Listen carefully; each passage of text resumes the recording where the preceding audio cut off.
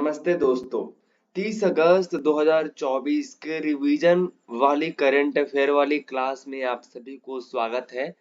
आज हम लोग 30 अगस्त 2024 से रिलेटेड क्वेश्चंस को रिवीजन करेंगे। तो आज का पहला नंबर क्वेश्चन है, कहता है कि भारत की दूसरी परमाणु मिसाइल पनडुब्बी कौन है। मतलब भारत की दूसरी कहने का मतलब है कि इसका मतलब पहला है। तो भारत की दूसरी परमाणु मिसाइल पनडुब्बी कौन है जिसे हाल ही में नौसेना में कमीशन किया गया है।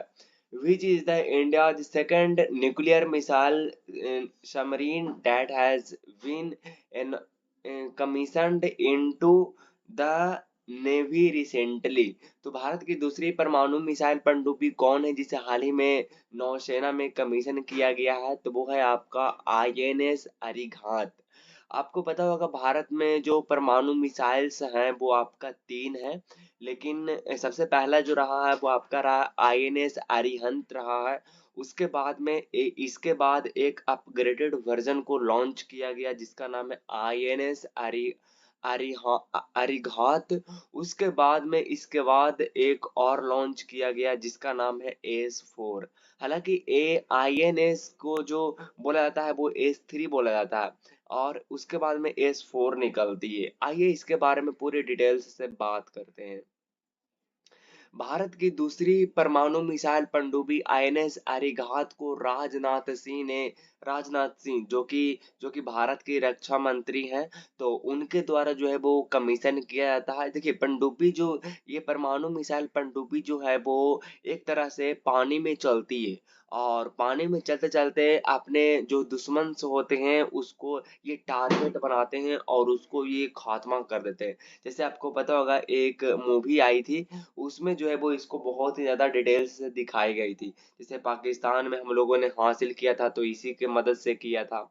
तो इसमें जो है वो आईएनएस अरिघात मैंने जैसे कि आपको बताया कि आईएनएस अरिघात को एस 3 के नाम से भी जाना जाता है और इससे पहले जो था वो अरिहंत था जिसकी अपग्रेडेड वर्जन को लॉन्च किया गया आईएनएस अरिघात को।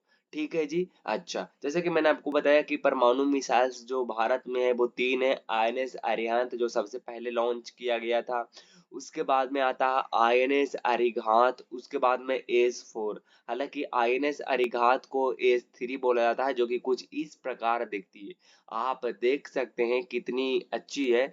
इसको आईएनएस अरिहंत को सबसे पहले लॉन्च किया गया था 2009 में। 2009 में आईएनएस अरिहंत और आईएनएस अरिहंत के 4 मिसाइल से लैस है, मतलब इन दोनों से लैस है। अब बात आई है नेवी की, इंडियन नेवी की बात आई है तो इंडियन नेवी की हम लोग चर्चा कर लेते हैं। तो इंडियन नेवी की स्थापना 1612 ईस्वी में होती है। इसका जो उद्देश्य रहती है, इसका जो मिशन रहती है वो रहती है कि समुद्री हित और सीमाओं से हमें प्रोटेक्शन देना, हमें रक्षा करना। इनका आदर्श वाक्य है आपका सम नो वरुण। क्या नाम है? सम नो वरुण। इंडियन नेवी दिवस मतलब नेवी दिवस मनाई जाती है, नेवी डे मनाई जाती है 4 दिसंबर को। और भारतीय नौसेना के प्रमुख अभी जो बनाए गए हैं वो डीके त्रिपाठी, दिनेश कुमार त्रिपाठी। ये आपका करीबा करीबा सैनिक स्कूल से ये पढ़े हुए हैं। आपको जैसे कि पता होगा आईएनएस आईएनएस तवर जो कि भारत के लिए दौरे पर गए हैं डेनमार्क इस वर्ष में। और इंडियन नेवी जो कि पहली महिला हेलीकॉप्टर पायलट बने हैं जिनका नाम है अनामिका राजीव। क्या नाम है? अनामिका राजीव। अभी इंडियन नेवी की जो स्थापित किया गया था, नौसेना भवन जो स्थापित किया गया था रक्षा मंत्री के द्वारा, वो दिल्ली में किया गया है। और रक्षा मंत्री जो है वो राजनाथ सिंह है। वो आपका नेवल वॉर कॉलेज जो गोवा में चोल भवन का उद्घाटन इन्होंने किए हैं कि जाके चोल भवन का उद्घाटन किए हैं। अगला नंबर क्वेश्चन है, कहता है कि राष्ट्रीय खेल दिवस कब मनाया जाता है। राष्ट्रीय खेल दिवस कब मनाया जाता है? When is national sports day celebrated. राष्ट्रीय खेल दिवस कब मनाया जाता है? तो राष्ट्रीय खेल दिवस मनाया जाता है 29 अगस्त को। और आपको पता होगा कि 29 अगस्त को एक और दिवस मनाई जाती है जिसको स्टॉप न्यूक्लियर टेस्ट कहते हैं। आइए इसके बारे में डिटेल्स को चर्चा करते हैं। तो राष्ट्रीय खेल दिवस 29 अगस्त को मनाई जाती है। ये मेजर ध्यानचंद की जयंती के उपलक्ष्य में मनाई जाती है। मेजर ध्यानचंद जो एक जो खिलाड़ी थे हॉकी के, जिनको बादशाह कहा जाता है, हॉकी के जादूगर कहा जाता है, इनकी जो है वो आज 29 अगस्त को क्या हुआ था, इनका जन्म हुआ था। देखिए दोस्त, हमारा जो खेल की अगर हम बात करते हैं तो खेल एक ऐसी चीज है जिसमें खेल के तो मैं कहूँ कि एक तरह से ये मेडिटेशन है, जिसमें जब आप खेलते हैं ना तब आप एक तरह से खो जाते हैं, एकदम से अपने आप को भुला देते हैं और खेल में लीन हो जाते हैं। तो खेल को तो मैं एक तरह से मेडिटेशन कह सकता हूँ। लेकिन जो हमारा जो खेल है वो एक तरह से वही नहीं है जिसको बोलते हैं क्रिकेट। तो क्रिकेट जो है वो एक हमारा खिलाड़ी नहीं है। आप देख सकते हैं कि इंडिया जो है वो ओलंपिक्स पैरालंपिक्स में कितने ज्यादा पीछे हो चुके हैं, और आने वाले पीढ़ी के डीएनए में इंजेक्ट करना ये खेल नहीं होती है, बल्कि आपको उनको डेवलप करना होगा छोटे-छोटे पीढ़ियों में, ताकि हमारा इंडिया जो है वो ओलंपिक्स पैरालंपिक्स में भी गोल्ड मेडल लेकर के आए। हालाँकि आपको पता होगा क्रिकेट हम लोग देखने में ज़्यादा इंटरेस्ट रखते हैं, लेकिन उसके अलावा भी ये स्पोर्ट्स हैं जिन पर हमें ध्यान देनी चाहिए। आप जब भी कोई भी खेल खेलते हैं तो आपकी जो है वो शरीर शरीर जो होता है वो पूरी तरह से एक्टिव हो जाता है। इसका उद्देश्य है, खेल दिवस मनाने का जो उद्देश्य है वो खेल और शारीरिक गतिविधियों को महत्व देना। मतलब आप अपने शरीर को मेंटेन रखिए। खेल खेलते हैं तो आपको पता ही होगा। इस दिवस की जो शुरुआत की गई थी वो आपका की गई थी 2012 में की गई थी, और 2024 की जो मनाई गई है थीम उसकी रखी गई है आपका sports for promoting peaceful and insulative in आइन INCLU इंक्लूसिव सोसाइटीज, इसको बोलते हैं। राष्ट्रीय खेल दिवस 2019 को भारत सरकार ने फिट इंडिया मूवमेंट की शुरुआत की थी। 2019 में भारत सरकार के द्वारा फिट इंडिया मूवमेंट की शुरुआत किया था। आपको जैसे कि पता होगा कि राष्ट्रीय खेल विश्वविद्यालय भी बनाई गई है मणिपुर इम्फाल में, जहां से आप खेल के मामले में ग्रेजुएशन भी कर सकते हैं। मेजर ध्यानचंद, जिन्हें हॉकी का जादूगर कहा जाता है, उनकी जन्म 29 अगस्त 1905 को उत्तर प्रदेश के प्रयागराज में, जिनको इलाहाबाद कहते थे पहले, वहां पे हुआ है। आपको पता होगा कि जब हमारे मेजर ध्यानचंद जब ओलंपिक्स में मेडल गोल्ड ला रहे थे, तब उस समय को स्वर्ण स्वर्ण युग कहा जाता था, स्वर्ण समय काल कहा जाता था, जिनमें मेजर ध्यानचंद ने भारत को 1928 में, 1932 में, 1936 में ओलंपिक्स में भारत को ओलंपिक में स्वर्ण पदक दिलाने में अपनी महत्वपूर्ण भूमिका निभाई मेजर ध्यानचंद। और इनको 1956 में चंद को भारत के तीसरे सर्वोच्च नागरिक सम्मान पद्म भूषण से सम्मानित 1956 में इनको किया गया था। मेजर ध्यानचंद को 3 दिसंबर 1979 को दिल्ली में लीवर कैंसर से इनकी मृत्यु हो गई। आपको पता होगा कि भारत सरकार ने राजीव गांधी खेल रत्न पुरस्कार जो हुआ करता था, वो उसको चेंज करके 2021 में मेजर ध्यानचंद खेल रत्न पुरस्कार कर दिया गया है। इसमें आपको 25 लाख रुपया दी जाती है, और 1991 से लेकर के 1991 से लेकर के 1992 में इसको जो है वो शुरुआत की गई थी। और मैं आपको बताऊं कि सबसे पहले आपका जो दिया गया था वो दिया गया था आपका विश्वनाथन आनंद को दिया गया था। भारत के ये चेस प्लेयर रहे हैं। मेजर ध्यानचंद खेल विश्वविद्यालय 2022 मेरठ में खोला गया था, उत्तर प्रदेश में यह खोला गया था। जैसे कि मैंने आपको बताया कि 29 अगस्त को परमाणु परीक्षण के खिलाफ अंतरराष्ट्रीय दिवस मनाई जाती है, जो कि आपका संयुक्त राष्ट्र यानी कि जनरल असेंबली यूनाइटेड नेशन के द्वारा ये शुरुआत की गई थी, जिसमें यह कहा गया है कि हम लोग जो है वो परमाणु परीक्षण नहीं करेंगे, इससे बहुत ज्यादा नुकसान होती है।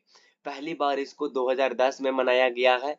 परमाणु परीक्षण के खिलाफ अंतरराष्ट्रीय दिवस मनाया गया है 2010। अगला नंबर क्वेश्चन है, कहता है कि सीमा सुरक्षा बल यानी कि बीएसएफ बॉर्डर सिक्योरिटी फोर्स के महानिदेशक कौन बनेंगे? Who has become the director general of border security force यानी कि बीएसएफ। तो सीमा सुरक्षा बल के महानिदेशक जो बनाई गई है, यानी कि डायरेक्टर जनरल जो बनाई गई है, वो किसको बनाई गई है? तब कहेंगे राइट उत्तर हो जाएगा आपका दलित दलित दलित दलजीत सिंह चौधरी। दलजीत सिंह चौधरी को बीएसएफ के महानिदेशक के रूप में अपॉइंटमेंट की गई है। सतीश कुमार आपको पता होगा रेलवे बोर्ड के अध्यक्ष और सीईओ, और दलित के पहले ये जो है वो अध्यक्ष बनने वाले ये हैं सतीश कुमार। संजीव रैना जो है वो आईटीबीपी के आईटीबीपी के आईटीबीपी के एडिशनल डायरेक्टर जनरल हैं। अरुण अग्रवाल की अगर हम बात करते हैं तो अरुण अग्रवाल कौन है जी? अरुण अग्रवाल जो है वो आपका टेक्सास आर्थिक विकास निगम के अध्यक्ष बने हैं। तो आइए इसके बारे में थोड़ा डिटेल्स से शुरू करते हैं। आप देख सकते हैं यहाँ पे दलजीत सिंह चौधरी है, जो कि अभी हाल ही में बीएसएफ के डायरेक्टर जनरल के रूप में इनको अपॉइंटमेंट किया गया है। अगर दलित सिंह चौधरी के बारे में आप नहीं जानते तो ये 1990 बैच के आईपीएस अधिकारी रहे हैं, और वर्तमान में अभी जो है वो एसएसबी के निदेशक के रूप में ये कार्यरत है। 30 नवंबर 2025 तक इस पद पर ये रहेंगे, उसके बाद इनको हटा दिया जाएगा। सीमा सुरक्षा बल यानी कि बॉर्डर सिक्योरिटी फोर्स, जिसकी स्थापना 1 दिसंबर 1965 में होती है, जिसका सिद्धांत यानी कि थ्योरी रहती है ड्यूटी टू लाइफ। वर्तमान महानिदेशक, जैसे कि मैंने आपको बताया कि करंट डायरेक्टर जनरल जो है वो आपका दलित सिंह चौधरी की है। और बात आती है कि बॉर्डर सिक्योरिटी फोर्स यानी केंद्रीय सशस्त्र पुलिस बल, इसकी जो प्रथम भूमिका जो है वो आप कहेंगे पाकिस्तान और बांग्लादेश के साथ भारत की सीमाओं को रक्षा करना, प्रोटेक्शन देना। अब हाल ही में रिसेंटली में अपॉइंटमेंट्स मिली है जिनके बारे में चर्चा करते हैं। सतीश कुमार के बारे में जैसे कि हम लोगों ने चर्चा किया था, ये रेलवे बोर्ड के अध्यक्ष और सीईओ हैं। और संजीव रैना आईटीबीपी के अतिरिक्त महानिदेशक एडिशनल डायरेक्टर जनरल हैं। और अरुण अग्रवाल टेक्सास आर्थिक विकास निगम के अध्यक्ष हैं। और दीप्ति गौर मुखर्जी कॉरपोरेट मामलों के मंत्रालय सचिव है। आइए आपके लिए कुछ इंपॉर्टेंट क्वेश्चन है जिसकी आंसर आपको नीचे कमेंट बॉक्स में देनी है। गीत गोविंद किसकी रचना है? मौर्य वंश का संस्थापक कौन था? और चौसा का युद्ध कब हुआ? अगला नंबर क्वेश्चन है, कहता है कि 61वीं राष्ट्रीय शतरंज चैंपियनशिप जीतने किसने जीती है? Who has won the 61th in a national chess championship? तो किसने जीता है? कार्तिक वेंकट रमन ने जीता है। आइए इसके बारे में डिटेल से चर्चा करते हैं। कार्तिक वेंकट रमन को आप इस पिक्चर में देख सकते हैं, जो कि आपका 61वीं राष्ट्रीय शतरंज जो कि नेशनल चेस चैंपियनशिप होता है उसमें इन्होंने ये जीता है। जो 61वें राष्ट्रीय शतरंज चैंपियनशिप जो हुआ है, जिनमें ये आपका कार्तिक वेंकट रमन ने जीता है, आप देख सकते हैं। जो हुआ था आपका गुड़गांव में, और गुड़गांव जो है वो आपका हरियाणा में है। इसमें जब जीता जाता है तब इसमें 6 लाख रुपए एकदम कैश प्राइज के रूप में आपको दिया जाता है। अब बात करते हैं आपका अखिल भारतीय शतरंज महासंघ, जो कि आपका इंडियन चेस महासंघ कंपटीशन जो होता है वो उसको ऑर्गेनाइज्ड करवाते हैं। इसकी स्थापना 1951 में होती है, और वर्तमान में अध्यक्ष जो है वो आपका नितिन नारंगी है, और भारत में शतरंज की सबसे बड़ी संस्था को ये ऑर्गेनाइज करते हैं। अब आपसे पूछा जाएगा क्वेश्चन कि मैग्नस कार्लसन जो है वो आपका कौन है, मतलब किस टूर्नामेंट में ये जीते हैं? तो नॉर्वे शतरंज 2024 टूर्नामेंट में इन्होंने मैग्नस कार्लसन ने जीते हैं, जो कि नॉर्वे से बिलोंग करते हैं। टिंग लिरिन जो कि चाइना से बिलोंग्स करती है, ये वर्ल्ड चैंपियनशिप रही है। और पी श्याम निखिल ये 85 नंबर के ग्रैंड मास्टर रहे हैं। आपसे पूछा जाएगा कि फीडे कैंडिडेट्स 2024 टूर्नामेंट में जो सबसे कम उम्र दराज के जो जीतने वाले हैं वो क्या नाम है उसका? तो आप कहेंगे गुकेश डी नाम है। आर वैशाली 84 नंबर के ग्रैंड मास्टर है, और इनको आपको पता होगा कि अर्जुन पुरस्कार भी इनको मिला है। और उसके लिए इनको जो है वो उसके लिए जो है वो इनको पैसा भी मिला है 19 लाख रुपए। फिडे कैंडिडेट जैसे कि आपको पता होगा हासिल करने वाले ये दूसरे भारतीय हैं, डी गुकेश हैं। क्या है? डी गुकेश जो है वो दूसरे हैं। पहले जो है वो आपका है विश्वनाथ आनंद। अगला नंबर क्वेश्चन है, कहता है कि 28 अगस्त 2024 को प्रधानमंत्री जन धन योजना कितने बरस पूरे हो गए हैं? हाउ मेनी ईयर्स ऑफ प्रधानमंत्री जन धन योजना हैज बीन कंप्लीटेड ऑन 28 अगस्त 2024? तो जो मोदी सरकार के द्वारा जन धन योजना 2014 में लाया गया था 28 अगस्त को, उससे आज जो है वो कितनी बरस पूरा हो चुके हैं? तो आप कहेंगे 10 बरस पूरा हो चुके हैं।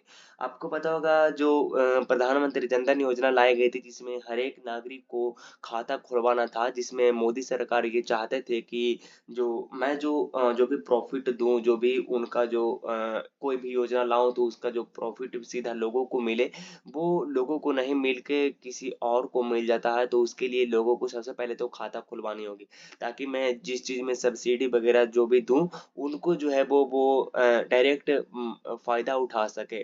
तो 28 अगस्त 2014 में नरेंद्र मोदी की तरह ये लाई गया था। और आपको जानकर हैरानी हुई कि ये जो योजना है, ये दुनिया की सबसे लार्जेस्ट फाइनेंशियल इंक्लूजिंग प्रोग्राम बन चुकी है। इसका जो थीम जो रहा है, इसका जो नारा जो रहा है, मेरा खाता भाग्य विधाता, इसका जो रहा है वो आपका नारा रहा है। और इस योजना में बैंकिंग सेवाओं से वंचित वयस्क को सार्वभौमिक बैंकिंग सेवा को प्रदान करना है, इसका यही योजना है। इसका जो मेन है कि सभी लोगों को खाता खुलवाया जाए, जिसकी जो है वो लाभ जहां से जहां तक ले सके। इसमें जो है वो मुफ्त में आपको डेबिट कार्ड भी प्रदान किया गया था। इसके साथ साथ कई लोगों को अटल पेंशन योजना के माध्यम से पेंशन भी दी गई थी। कई सारे लोगों को खाता खुलवाए थे, जिसमें आपका 2024 में रिपोर्ट आया था कि 53.13 करोड़ लोगों की जो है वो खाता खुल चुकी है। और उसमें से डेबिट कार्ड जो लोगों को दी गई है वो आपका 36.14 करोड़ रुपए जो है वो दी गई थी। सॉरी, इतना करोड़ रुपए जो है वो डेबिट कार्ड के रूप में जो है वो लोगों को बांटा गया था। अब मैं आपसे पूछता हूँ कि 100% वित्तीय समावेश हासिल करने वाले जो भारत का जो डिस्ट्रिक्ट है वो कौन है? मतलब कि जहाँ पे 100% लोगों को जो है वो खाता है, तो वो है केरला का एक डिस्ट्रिक्ट है एर्नाकुलम। वो जहाँ पे सभी लोगों को जो है वो खाता है। और आपको मैं बता दूं कि 2007 में 100% वित्तीय समावेश हासिल करने वाला भारत का पहला राज्य जो है वो केरला बन। अगला नंबर क्वेश्चन है, कहता है किस राज्य में मुस्लिम शादी और तलाक का रजिस्ट्रेशन अनिवार्य किया गया? Which state has made registration of Muslim marriage and divorce compulsory? तो किस राज्य में मुस्लिम शादी और तलाक को रजिस्ट्रेशन कराना अनिवार्य करा दिया है विधानसभा ने? तो आप कहेंगे असम में। पहले क्या था कि असम में क्या होता था कि असम में 1935 में एक एक्ट आया करता था, उसमें एक लूप होल था। मतलब कि जिसमें जो मुस्लिम जो था वो शादी कराता था तो मतलब कोई भी अपने डिटेल्स को नहीं देता था। इसके चलते वो जो मुस्लिम में जो लड़के होते थे तो वो कई सारे शादियां कर लेते थे, कोई भी डिटेल्स नहीं देते थे। एक एक लड़के की 10-10 11-11 बीबियां रहती थी। तो उसके डिटेल्स और उसके साथ साथ एक लूप होल था उसमें, जिसमें 18 साल से कम लड़कियों की जो शादी करवाया जा रहा था, लड़कों को शोषण करवाया जा रहा था। तो उसको रोकने के लिए असम सरकार ने 1935 में जो पहले एक्ट पारित हुआ था उसको खत्म करने की घोषणा की है कि marriage and divorce registration act जो 1935 में पास किया गया था असम मुस्लिम के द्वारा, तो उसको हम लोग रद्द करते हैं और एक नए बिल को पास करते हैं। Assam compulsory registration of marriage Muslim marriage advance divorce bill, इसको पास करते हैं। और ये बताया जाता है कि आप कई सारे शादियां करें, उनके सारे डिटेल्स को फुलफिल करिए, सारे डिटेल्स को हमें दीजिए। तो पुराने कानून जो था वो उसको पूरी तरीके से रद्द कर दिया है और अब नए कानून को पारित कर दिया गया है कि आप कई सारे बीबियां रखिए, हमें कोई दिक्कत नहीं है। लेकिन जो आप जो बाल विवाह कर रहे हैं उसको बंद करिए। और दूसरी चीज, आप जिससे शादी कर रहे हैं उसके सारे डिटेल्स को हमें दीजिए, हमें कोई प्रॉब्लम नहीं है। तो मेन उद्देश्य जो रहा है वो आप कहेंगे बाल विवाह को रोकने का इनका उद्देश्य रहा है कि कई सारे लड़कियों का जो शोषण हो रहा था उसको रोकने का उद्देश्य रहा है। अगला नंबर क्वेश्चन है, कहता है केंद्रीय औद्योगिक सुरक्षा बल यानी कि सीआईएसएफ का फुल फॉर्म होती है सेंट्रल इंडस्ट्रियल सिक्योरिटी फोर्स के महानिदेशक कौन बने हैं? Who has become the director general of central industrial security force? तो किसको बनाया गया है? तो आर.एस. भट्टी को बनाया गया है। आपको पता होता कि इससे पहले जो था सीआईएसएफ के महानिदेशक के रूप में वो नीना करके था। तो आर.एस. भट्टी के बारे में जानते ही, ये बिहार कैडर के आईपीएस अधिकारी हैं और ये पटना में एसपी, पटना सिटी में आपका एसपी रह चुके हैं। ये 1990 बैच के आईपीएस अधिकारी रहे हैं। आपको पता होगा कि इससे पहले जो था वो आपका अभी जो है वो आपका नीना सिंह है, आईपीएस के रूप में सीआईएसएफ के डायरेक्टर जनरल हैं, जो कि 30 सितंबर 2025 को रिटायर कर दी जाएगी और इनके जगह पर आर.एस. भट्टी, जो कि बिहार कैडर के क्या थे, तो बिहार कैडर के आईपीएस अधिकारी हैं, 1990 बैच के आईपीएस अधिकारी हैं, जो कि पटना सिटी में एसपी रह चुके हैं।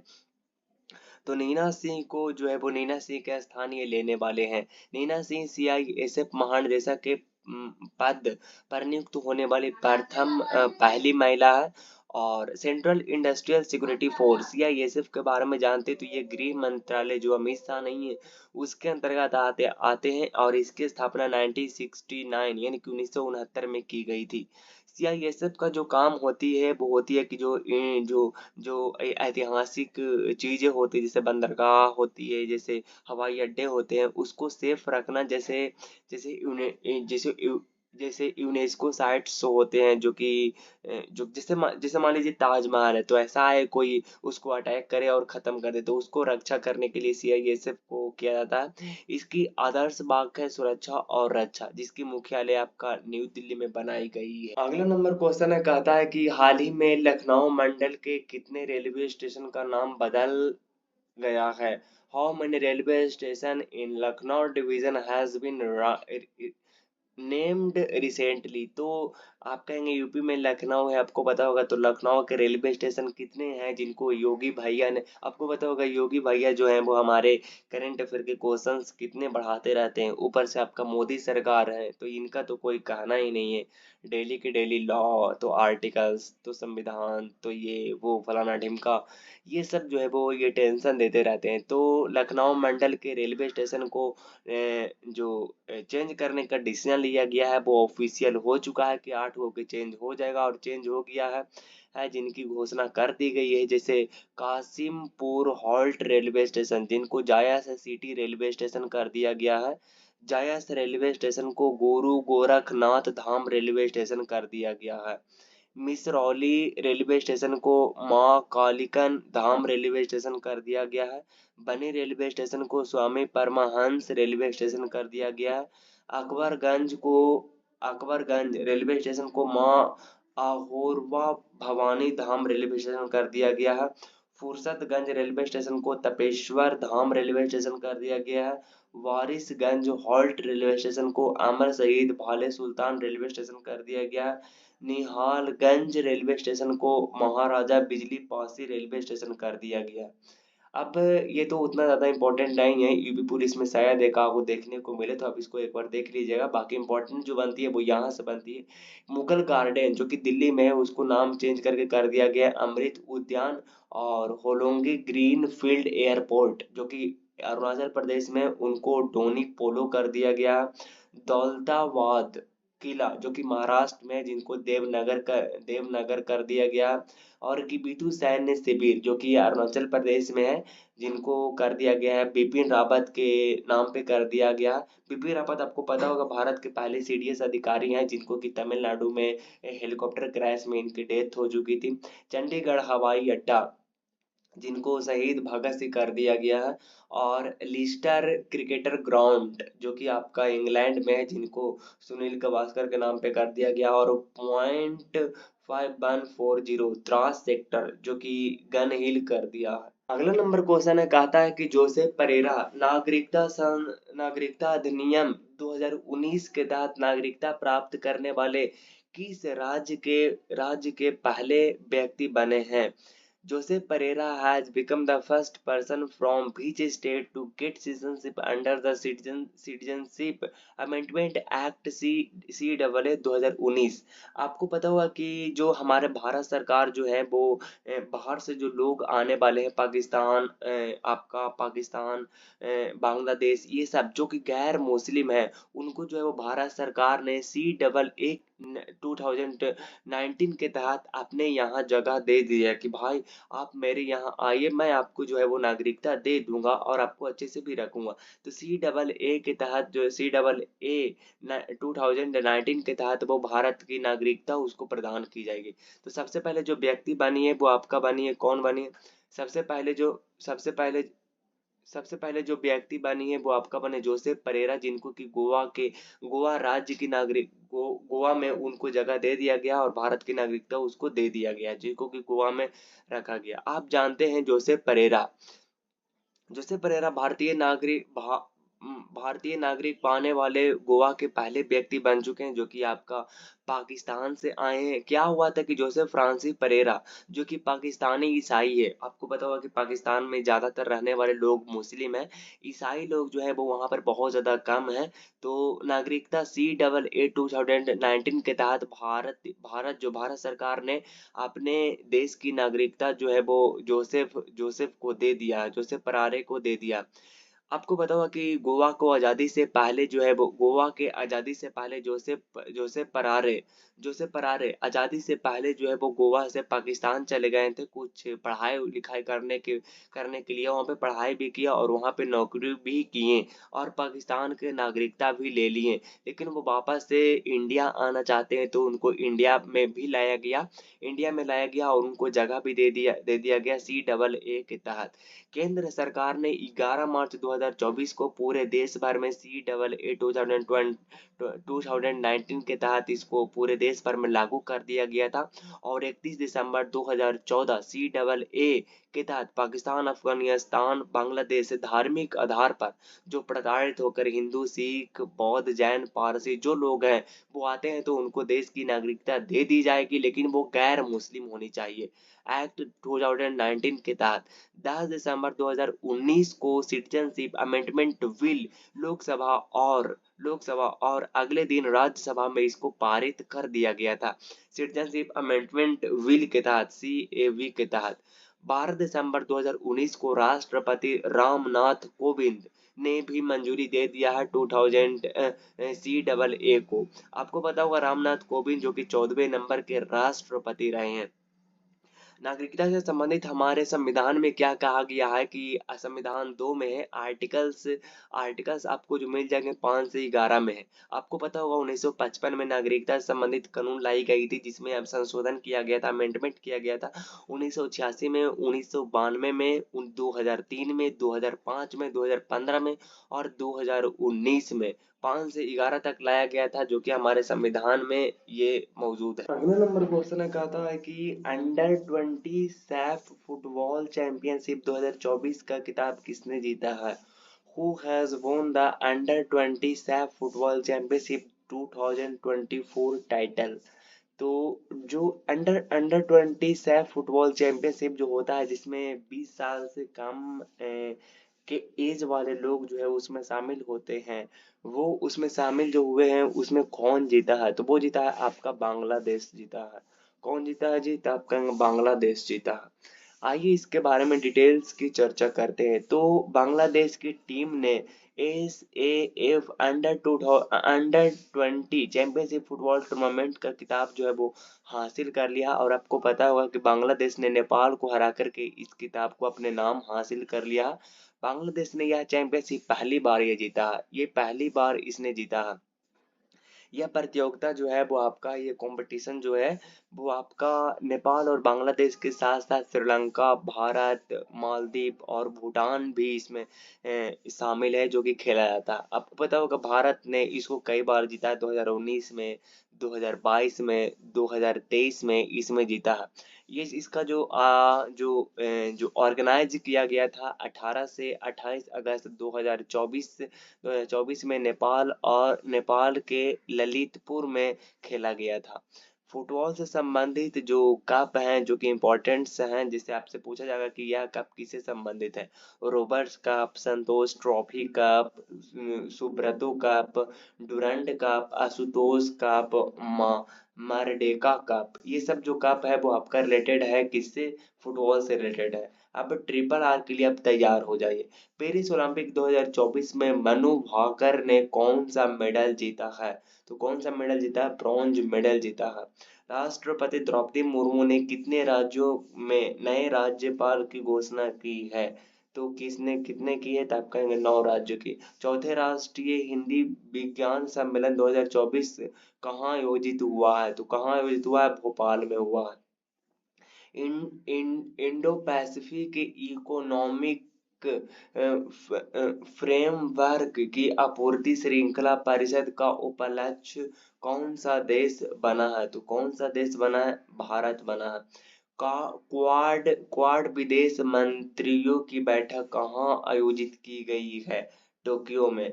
पिछले 5 वर्षों में भारत में कितने टाइगरों की मौत हुई है? तो 628 टाइगरों को मृत्यु हुई है, ऐसा रिपोर्ट पेश किया गया है। एक ओलंपिक में 2 मेडल लाने वाली पहली भारतीय महिला कौन बनी है? तो मनु भाकर बनी है। आपका करना उसके बाद में आपका निकोलस निकोलस मादुरो किस देश के राष्ट्रपति बने? तो किस देश के राष्ट्रपति बने? वेनेजुएला की।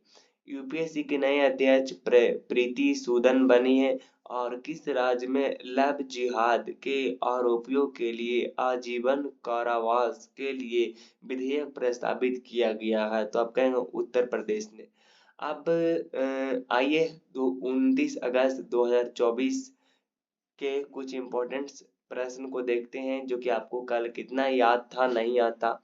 पैरालंपिक गेम्स 2024 की शुरुआत किस शहर में हुई थी? किस शहर में हुई थी? पेरिस पेरिस फ्रांस में हुई थी। रेलवे बोर्ड के नए अध्यक्ष और सीईओ कौन बने हैं? तो सतीश कुमार बने हैं। भारत बायोटेक इंटरनेशनल लिमिटेड के द्वारा हिलकोल बीबी बीबीबी 131 को लॉन्च किया है। यह किस रोग की वैक्सीन है? तो किस रोग की वैक्सीन है? हैजा। राष्ट्रीय सुरक्षा गार्ड के नए महानिदेशक कौन बने हैं? तो वी श्रीवासन बने हैं। टाइफून टाइफून शान ने किस देश को प्रभावित किया है? तो आप कहेंगे जापान हो। हाल ही में इस एसबीआई स्पीड योजना किसके द्वारा शुरू की गई है? तो भारतीय मसाला बोर्ड के स्पीसीज। भारत किस देश से 73,000 सीग असॉल्ट राइफल खरीदा है? तो अमेरिका से। केंद्र सरकार के द्वारा कितने औद्योगिक स्मार्ट शहर तैयार किया गया? तो केंद्र सरकार के द्वारा कितने स्मार्ट औद्योगिक स्मार्ट शहर तैयार किया गया? 12। विश्व जल सप्ताह 2024 का आयोजन कब से कब तक किया जा रहा है? तो आप कहेंगे 25 से 29 अगस्त। अब लूसेंट के कुछ जीके एमसीक्यू क्वेश्चन आपके साथ जो कि पिछले कई सारे एग्जामों में पूछा गया है, जैसे निम्नलिखित में से ब्रह्मांड के लिए दूसरा शब्द कौन सा है? तो कॉस्मोस। IC1101 एक की डैश है, तो क्या है? आकाश गंगा है। बिग बैंग की व्याख्या करता है, कौन करता है? ब्रह्मांड की उत्पत्ति। ब्रह्मांड के अध्ययन को डैश के नाम से जाना जाता है? कॉस्मोलॉजी के नाम से जाना जाता है। अब आइए 29 अगस्त के टेस्ट को देते हैं, कितनी सारी आपको याद है। आईएनएस अरिहंत को किस वर्ष लॉन्च किया गया था? 2009 में किया गया था। नौसेना भवन कहाँ स्थित है? तो आप कहेंगे दिल्ली में। राष्ट्रीय खेल दिवस की शुरुआत किस वर्ष की गई थी? 2012 में। सीमा सुरक्षा बल की स्थापना 1965 में। केंद्रीय गृह सचिव कौन बने हैं? गोविंद मोहन बने हैं। एफेड का मुख्यालय कहाँ है? लुसाने में है। प्रधानमंत्री जनधन योजना किस वर्ष शुरू किया गया था? 2014 में 28 अगस्त को किया गया था। मांजुली नदी द्वीप किस नदी पर है? तो मांजुली नदी द्वीप आपका ब्रह्मपुत्र पर है। दक्षिण एशिया फुटबॉल महासंघ का मुख्यालय कहाँ है? सैफ का। तो आपका ढाका में है। अकबर ने दास प्रथा का अंत कब किया था? 1562 में किया था। राष्ट्रीय खेल दिवस कब मनाया जाता है? इसके बारे में आपको 2-3 लाइनें लिखनी है नीचे कमेंट बॉक्स में।